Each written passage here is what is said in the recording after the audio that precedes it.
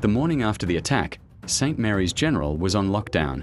Security guards stood at every exit, and the police had taken over the staff lounge.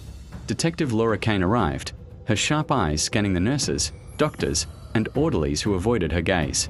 She spoke quietly to Clara in the corner. "The killer knows you saw something. That text wasn't a warning, it was a threat. And they're still here." Police reviewed more CCTV footage. In one frame, the suspect's scrub sleeve rode up slightly, just enough to reveal a faded tattoo, a coiled snake biting its tail. Clara's stomach dropped.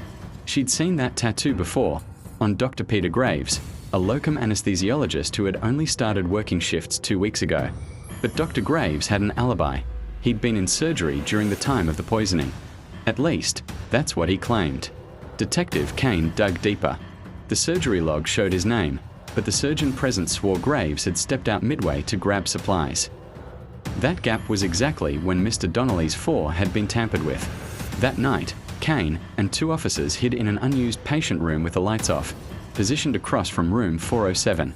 At 2:46 a.m., the hallway security camera blinked once, a telltale sign of tampering, before going dark. Through the cracked door, they saw a figure in scrubs approaching 407, black bag in hand. Kane waited until the shadow leaned over the 4 line, then flipped on the light.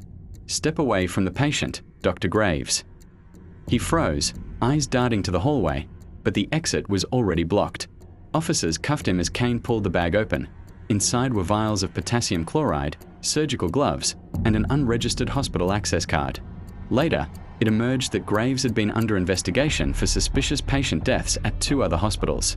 He had a chilling motive: insurance fraud schemes tied to terminal patients, and in some cases, settling personal grudges. Mr. Donnelly survived, and Clara returned to work, though she never walked the halls alone at night again. And for the first time in months, the hospital exhaled.